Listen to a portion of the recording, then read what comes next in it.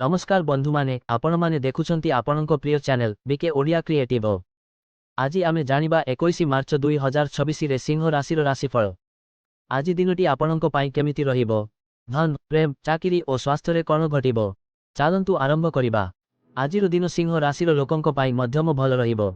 आपण आज नुआ काम आरंभ करि पारंती, किंतु तुरंत निष्पत्ति नेबारु दूरे रुहंतु। आज धीरे चालिले आगकु बड़ सफलता मिलि पारे। चाकरी और व्यवसाय रे आज आपणक पाई भल संकेत अछि। आपणक परिश्रम ऑफिस रे लोकमानक आखिरे पड़िबो। उपरोक्त अधिकारी आपणक नुआ दायित्व देई पारंती। जदि आपण व्यवसाय करूछंती तेबे छोट लाभ मिलि पारे। आर्थिक दिगरु आज दिनटी साधारण रहिबो। अनावश्यक खर्च बढ़ी पारे, सेथिपाई सतर्क रुहंतु। निवेश करिबा पूर्वरु भल भाबे भाबंतु। आज टंका संरक्षण करिबा आपणक पाई भल। प्रेम जीवन रे आज छोट छोट भूल बुझाबुझी होई पारे। आपणक संयम और धैर्य एहाकु समाधान करि पारिबो। परिवार सह आपण भल समय काटिबे, जहाँ आपणक मन को खुशी देबो। स्वास्थ्य दिगरु आज आपणक अल्प क्लांति लागि पारे। मनोचाप दूरे रखिबा पाई ध्यान करंतु। पर्याप्त पानी पिउंतु और शरीर को आराम दियंतु।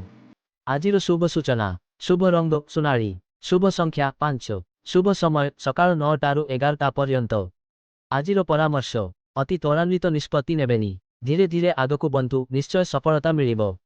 जदि आपण सिंह राशि कमेंट रे जय जगन्नाथ लेखंतु। भिडियोटी भल लागिथिले लाइक शेयर और सब्सक्राइब करने को भूलिबेनी। पुणी देखा हेबो आगामी भिडियो रे। धन्यवाद।